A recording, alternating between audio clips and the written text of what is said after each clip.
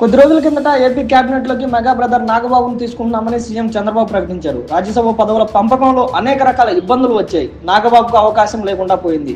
ఇక ఉగాదికి political heat ఎక్కించే పరిణామాలు జరగబోతున్నాయా? రాష్ట్ర కేబినెట్ విస్తరణ జరగనుందా? 6 మంత్రులకు ఉద్వాసన పలకనున్నారా? కొత్తగా సీనియర్లను తీసుకోనున్నారా?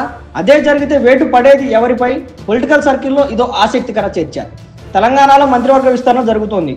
కొత్త మంత్రులు కేబినెట్ లో కొలువులు తీరనున్నారు. అయితే ఉగాదికి ఏపీలో సైతం కొత్త మంత్రులు వస్తారని ప్రచారం సాగుతుంది. దీనికి కారణం లేకపోలేదు. కొద్ది రోజుల కిందట ఏపీ కేబినెట్ లోకి మెగా బ్రదర్ నాగబాబును తీసుకుంటున్నామని ఏపీ సీఎం చంద్రబాబు ప్రకటించారు. రాజ్యసభ పదవుల పంపకంలో అనేక రకాల ఇబ్బందులు వచ్చాయి. నాగబాబుకు అవకాశం లేకుండా పోయింది. దీంతో ఆయనకు మంత్రి పదవి ద్వారా సర్దుబాటు చేస్తామని చంద్రబాబు ప్రకటించారు. అన్నట్లుగానే ఎమ్మెల్సీ పదవి ఇచ్చారు. ఇప్పుడు మంత్రి పదవి ఇవ్వాల్సి ఉంది. ఇప్పుడు నాగబాబు కోసం మంత్రివర్గ విస్తరణ చేపడతారని ప్రచారం జరుగుతుంది. అయితే అదే జరిగితే ఏపీ కేబినెట్ లో ఒకే కుటుంబానికి చెందిన 4 వ్యక్తులు ఉండబోతున్నారని సీఎం చంద్రబాబు అన్నారు. ఆయన కుమారుడు లోకేష్ కీలక మంత్రిగా వ్యవహరిస్తున్నారు. పవన్ కళ్యాణ్ డిప్యూటీ సీఎం గా ఉన్నారు. ఇప్పుడు ఆయన సోదరుడు నాగబాబు మంత్రివర్గంలోకి వస్తున్నారు.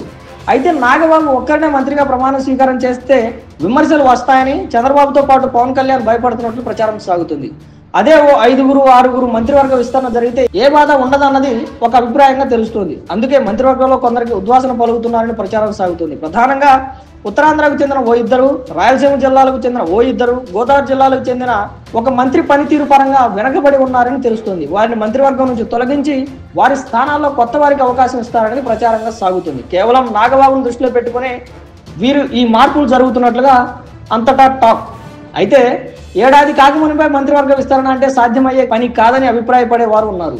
సవ్యంగా సాగుతున్న మంత్రివర్గాన్ని కదిలించారని, అలా కదిలిస్తే సామాజిక రాజకీయ పరంగా చంద్రబాబు ఇబ్బందికర పరిస్థితులు ఎదుర్కొంటారని, చేతుల అవకాశం ఇవ్వరని ఒక అభిప్రాయం వ్యక్తం.